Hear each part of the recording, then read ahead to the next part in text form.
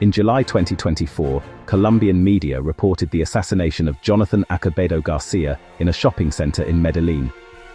On November 19, 2025, Attorney General Pam Bondi identified him as the cooperating witness in the U.S. case against Ryan James Wedding, a former Olympic snowboarder accused of leading a billion-dollar cocaine trafficking operation spanning Colombia, Mexico, Canada, and the United States. Court filings and press statements from the Department of Justice characterized Acevedo as the critical link between Wedding and the upper tiers of a transnational criminal network. The case also includes an allegation that Wedding ordered the killing of this very witness to obstruct prosecution. But as details emerged, a sharp contradiction took shape. Acevedo was never in custody. He had not been relocated. He was not under surveillance. At the time of his death, he was dining alone in Medellín, a city with well-documented cartel activity and a long record of informant assassinations. This raises an immediate procedural question. If he truly was the cooperating witness central to a major international narcotics and homicide investigation, why was he unprotected? In standard U.S. federal practice, particularly in high-stakes cases involving cartel-linked defendants and extraterritorial homicides, cooperating witness status triggers a cascade of mandatory actions. Once a person provides material evidence or testimony against a violent criminal actor, they are almost immediately brought under state control. This may take the form of protective custody, enrollment in the Witness Security Program, WITSEC, or coordinated relocation through our bilateral agreements with Canada and Colombia. These protections are not optional, they are structural. They exist because the danger is not speculative. Witness assassination is a recurring method of disruption in organized crime cases. Leaving a known witness in place without alias or protection in a hostile jurisdiction is not simply an oversight. It would constitute a failure of protocol so severe that it would trigger internal review. And yet, no such review appears to have occurred. This suggests a more plausible explanation. Acevedo Garcia was never formally designated as a cooperating witness.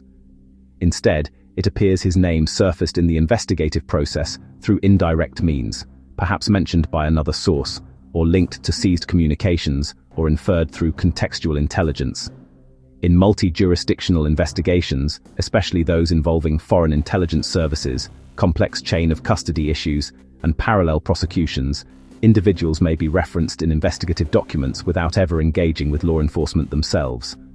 For example, an informant may identify someone by name, or a phone number might connect through metadata analysis to a known associate. These are data points, not acts of cooperation. However, as investigative summaries move from field reports to legal briefings to public disclosures, terminology often collapses. An individual believed to possess relevant knowledge becomes a source. A person named in relation to the investigation becomes a cooperating witness. By the time it reaches the press release, technical distinctions between intelligence lead, corroborating reference, and formal cooperator are often lost.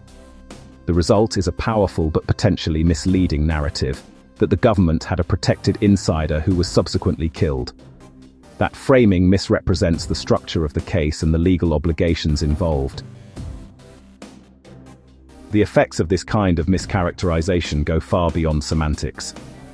When an institution uses a loaded term like cooperating witness, but behaves in a way that contradicts what that term normally entails, it creates a structural gap between expectation and observation.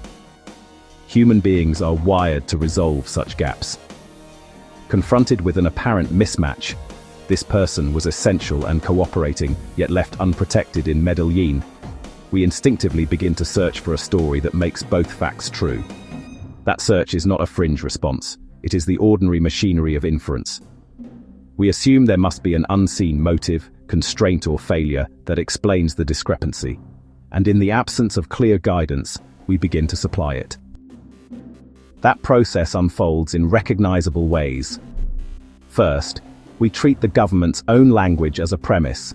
If they say cooperating witness, we infer formal cooperation, which in turn implies obligations of protection and relocation. When the observable behavior contradicts that implied obligation, we are left with a logical tension. Either the institution did not do what it was supposed to do, or the description of the person's role is wrong or incomplete. From there, conjecture branches. One line of reasoning attributes failure, negligence, incompetence, bureaucratic paralysis.